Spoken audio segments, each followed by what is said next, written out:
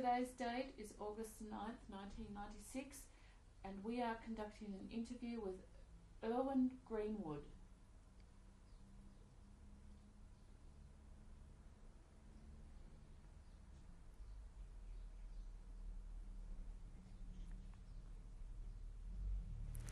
Mr. Greenwood, you were telling me how you were hidden by a Gentile friend in 41 when you first got papers to be transported.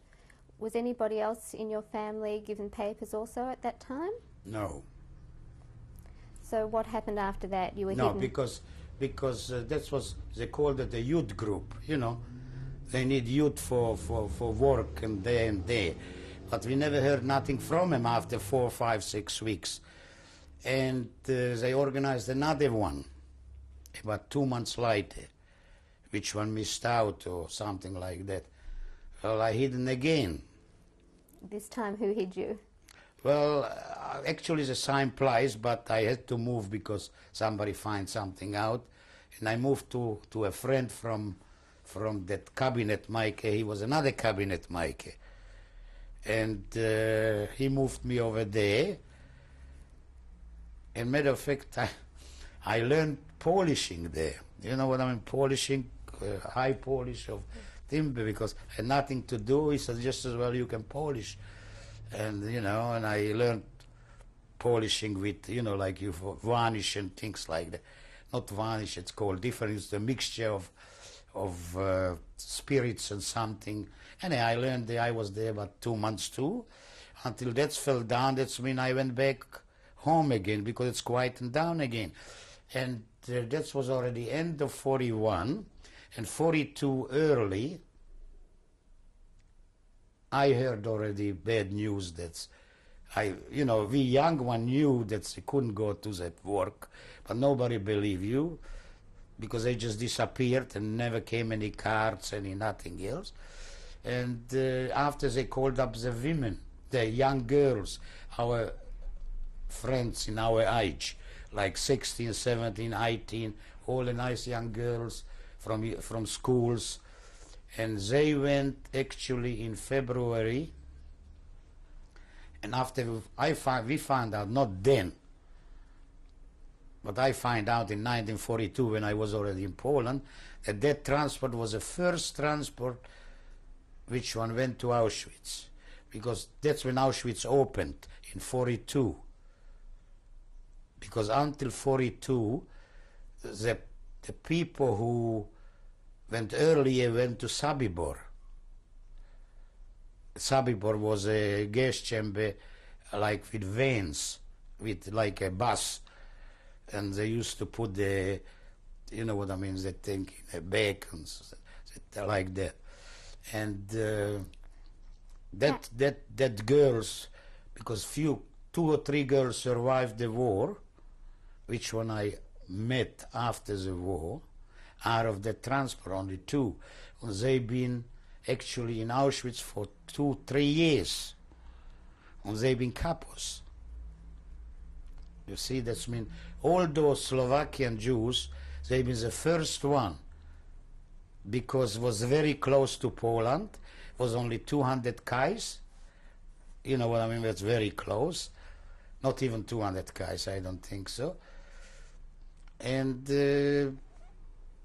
that was the transport in February. And the first family transport, they started in March. And in March, they took them from, called Trnava, what was a city of Trnava. That's where was my uncles. Shashchin was another uncle. And Bratislava, which one was the main city of thing. And that was the first transport, but nobody knew where they take him. Still, we didn't know for sure they went to Poland or not. And if somebody suggested to, like I suggested to, they wouldn't believe you. There's no such thing.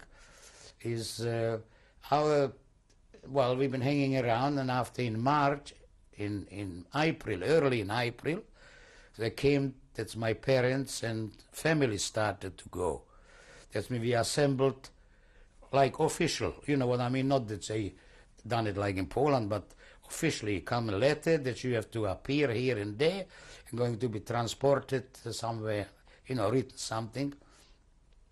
Well, and I decided myself, I got out of the hiding anyhow, and I said I join you because I thought I can help the parents. This was the only reason. Otherwise I would probably stay, or otherwise would hide. But the reason was, I said, my parents are old, not old, those days was old, today they'd be only 45 and 48, but for those days that was already old.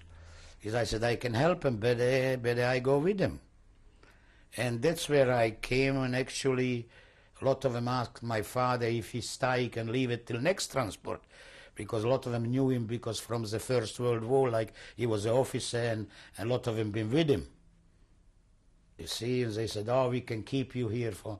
But when my father said, oh, well, I have to go, I have to go. He was a military man, and, he did kind of talk.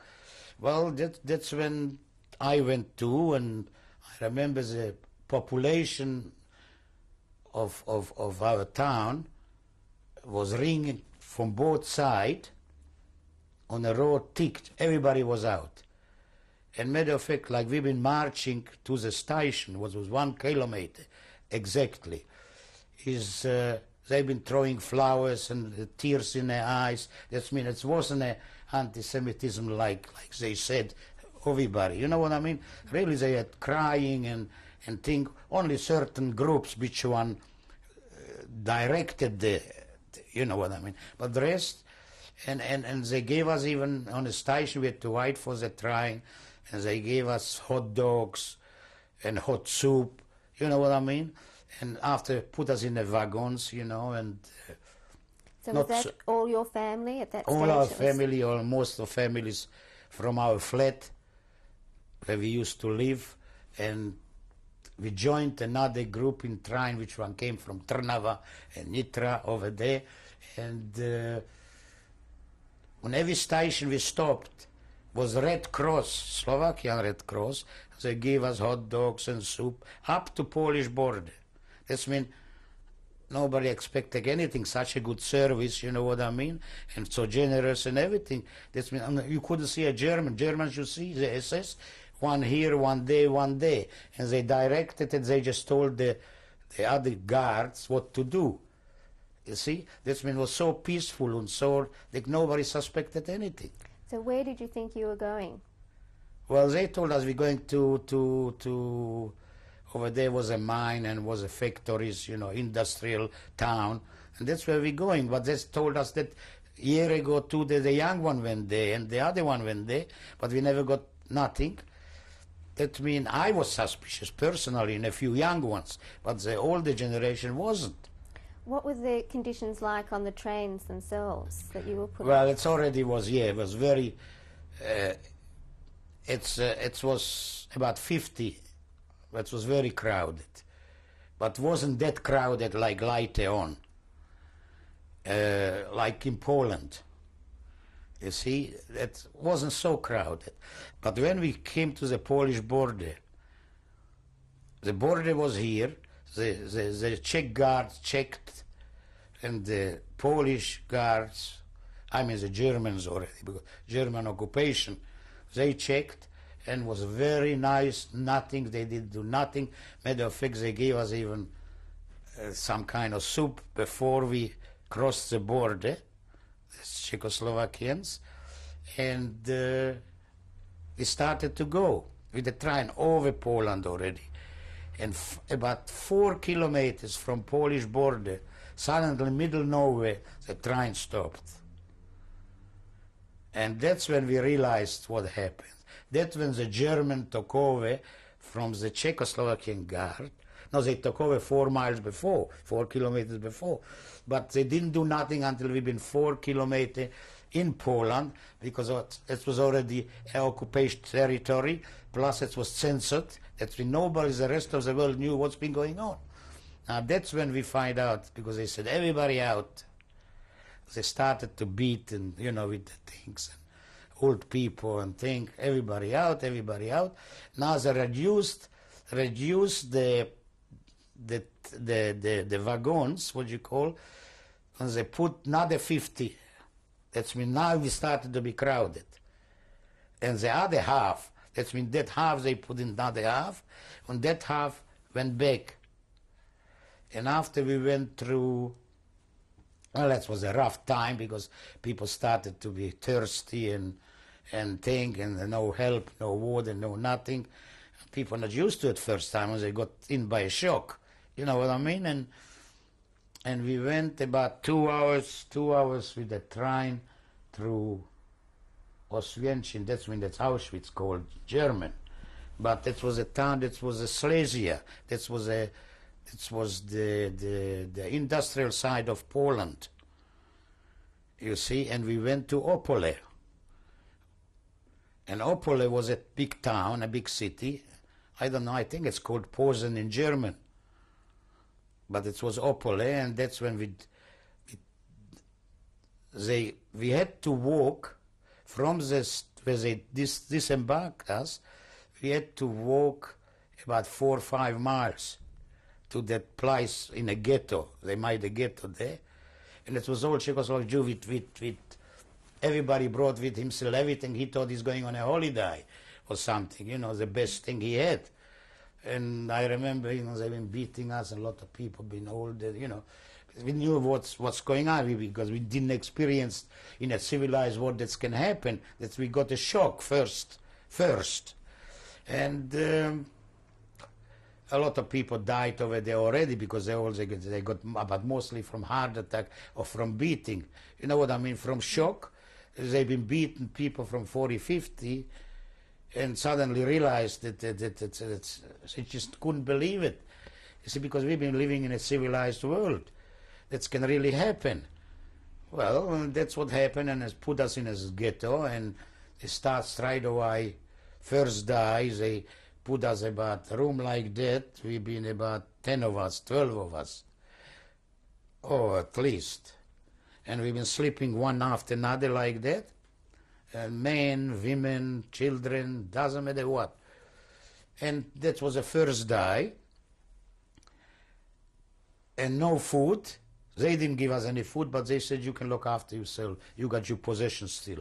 That's when you become in a ghetto. That's when everybody had still money. Well, not everybody, but he had gold ring, took off the ring from the marriage ring or thing, and sold it and bought some food. Who did you buy the food from? Poles. That was going black market all the time. Not only Poles, the local Jewish, Polish Jews with the Poles. Because we didn't know nothing, we didn't speak the language, we don't know nothing, you know what I mean? That mean, he said, all right, you speak to somebody who, I spoke German, but somebody spoke Yiddish, that means you could, and Czechoslovak language is very similar, not similar, a little similar to Polish, but you can understand 1 word or 2 words, 3, but sentences was hard to make to understand. That was the first 2-3 days. Well, everything settled down. We said, no, we will see. Third day, they start to separate us. Like my mother with my little brother was only 11. Separate. I was separated. And my other brother with my father was separated. Together. You understand? Because I was the strongest and healthiest when I was separated straight away to work. And 2 days later, they took me only. That's when I went to Plaszow. So when you say you were separated, where did they put your mother and younger brother? They just, well, I don't know, because they stayed in that ghetto with the 12 or 14 people in that room. And that's they had to do. That's when I was the only 3-4 days, you see. And after I was sent to Plaszow, which is a concentration camp, but I was in Plaszow only a day or 2. And from there they sent me to a working camp, which one was only 25 kais from Krakow. Plaszow is in Krakow, next to Krakow. They sent me to Kazimierz. Kazimierz was a holiday place before the war, and the Germans made it a holiday place after the war for the Volksdeutsche, for themselves, from Krakow, from Lublin for a week holiday, you know what I mean? And there used to be a lot of Jews before the war, but it was all liquidated already when I came in 1942 in April, end of April. I told you the cemetery was a big Jewish cemetery, and it was everything.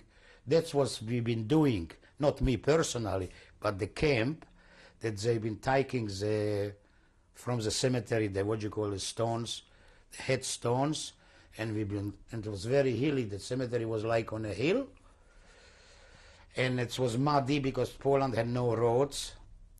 We've been putting those blocks on a road, all those blocks from the cemetery, that's the trucks on the German cars can, because otherwise in winter it was hopeless to go through it. That was a job.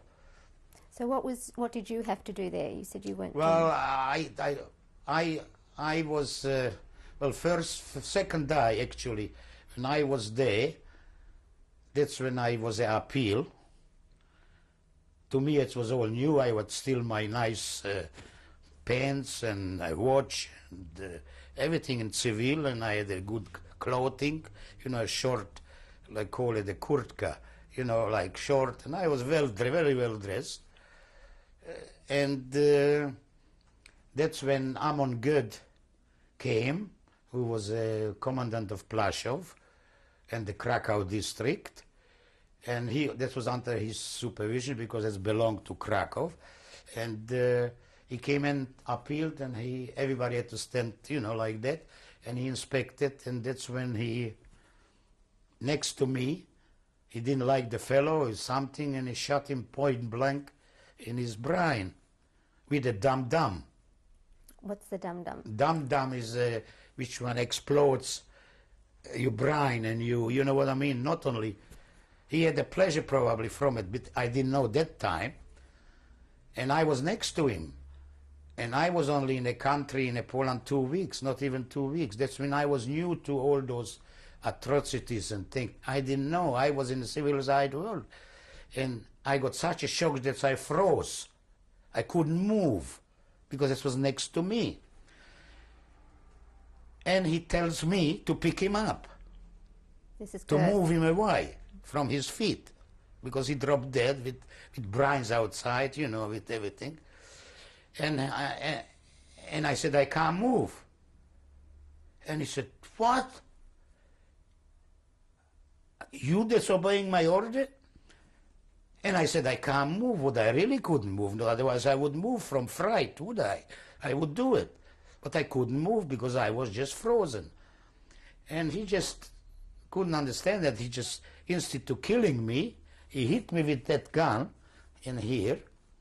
And the blood started to run down here, And he said, you pick him up.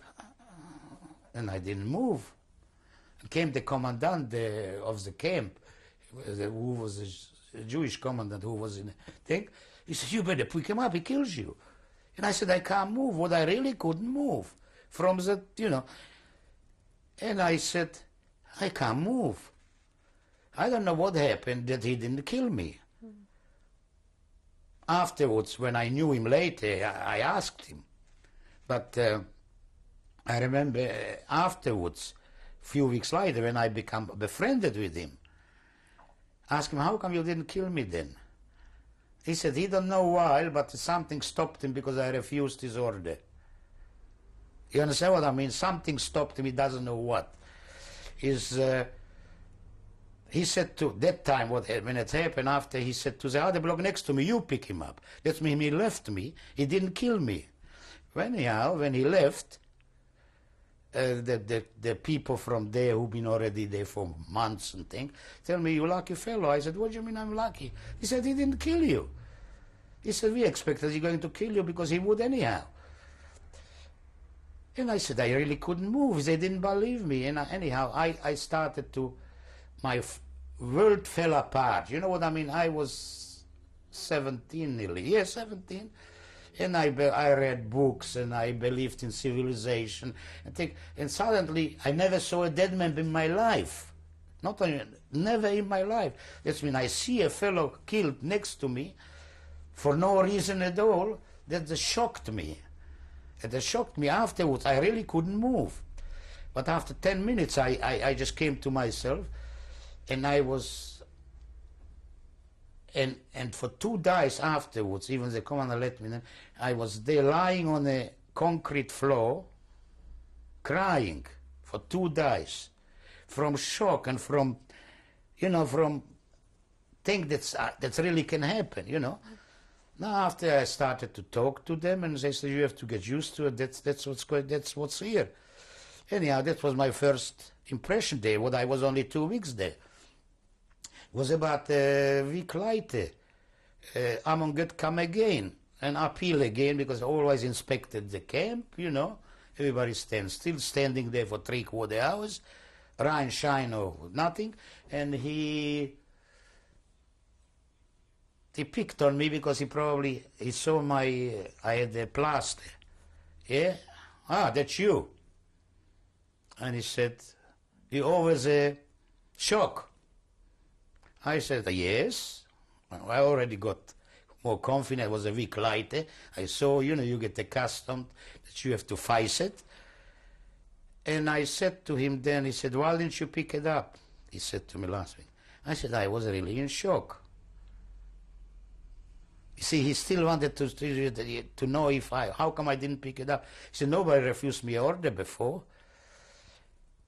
And after he said, where are you from? I said, I'm from Czechoslovakia here. He said, you speak good German? I said, yes. I said, my mother is from Vienna, and we spoke a little bit German, and I learned in school, like, German was a main language, like here is French or something. I said, I speak better German. Anyhow, and he said, what you doing? What are you?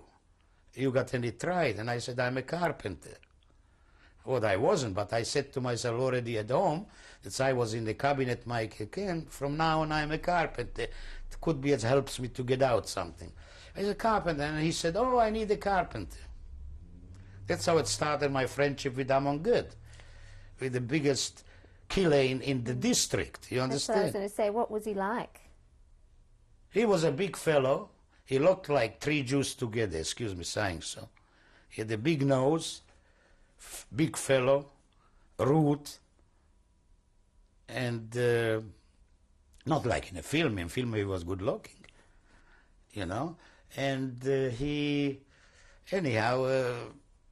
said, I need a carpenter. After he asked another one, any more carpenters? No, nobody. Was plenty carpenters, but they've been scared to say yes. But I didn't know that, because I didn't know him that well yet. Nobody said yes. He said, all right, you come tomorrow morning to the townhouse in Kazimierz, here and there, and I will be there, and I give you instruction. And I get another Paul, a carpenter, he's going to help you. I said, all right. Next day I come to the townhouse. He said, hello. I said, hello. And I spoke German with him, and the Paul didn't understand German. That's when I had to translate everything to the Paul, my way, half Czech, half that. You see, what was very hard. And he said, you have to do me, you know, the townhouse was big townhouse, like townhouse got an orchestra room or some kind of room. He said, we're going to have a big parade, a big something on end of May, and he wants to put that place together. Has to be replaced, flooring was loose, and have to polish was off, you know what I mean? Like, you know, in those days we used to polish the floors. Carpet didn't exist. He said, I want to replace and everything makes sound, and can you do it? I said, yes. Never done it in my life, but I said, yes. And I said, I got a carpenter, Paul, of course I can. And anyhow, when he came, we started to do it, and in 3 days he come to inspect again, and he saw we doing it and thing. And I said to him, can't you get some varnish? By varnish, use a floor, and it looks good.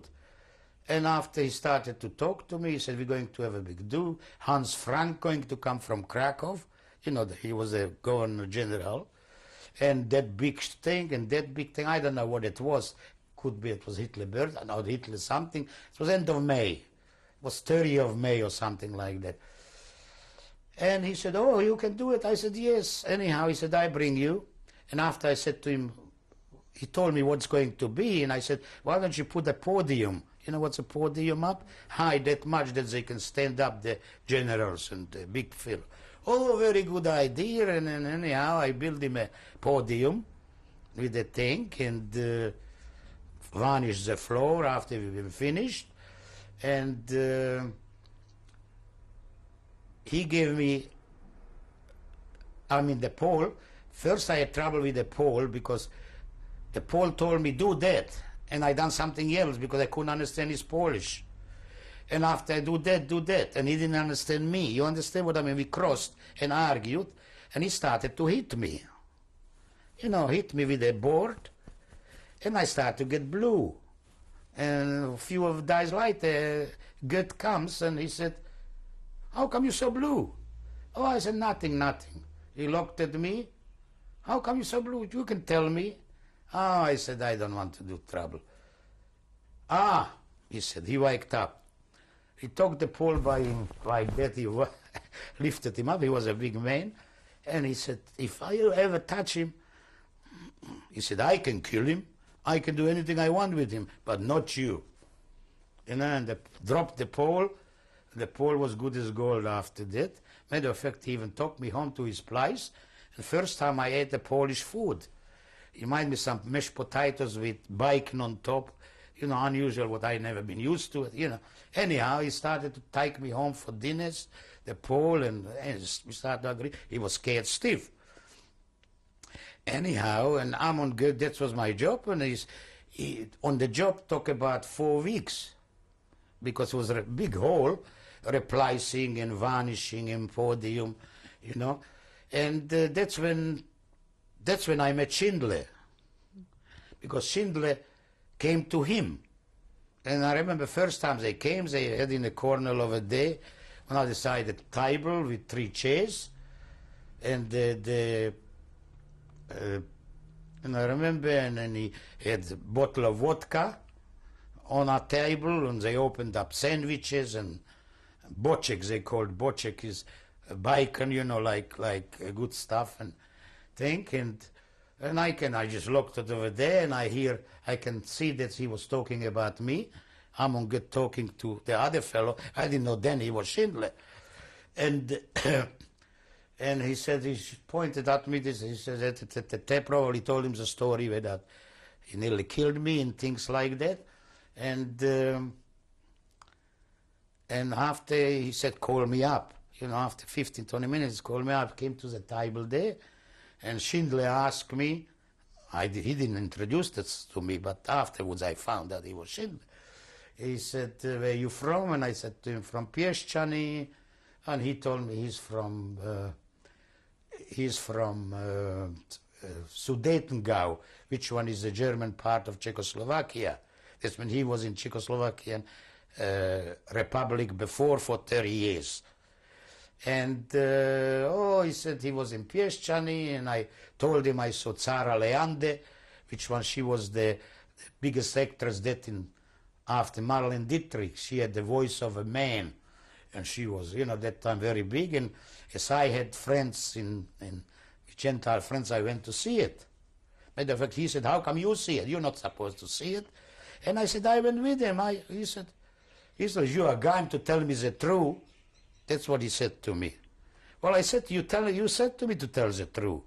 And that's actually impressed him in a way, you see, because I said, you said to me tell the truth, and if I tell you the truth, you don't like it. I just told him like, I said, yeah. He said, I give you a word of honor, he said to me, German word of honor. I won't do you nothing if you tell me everything. When I ask you, you tell me the truth. And I said, what about this against something? Doesn't matter, I give you a word of honor.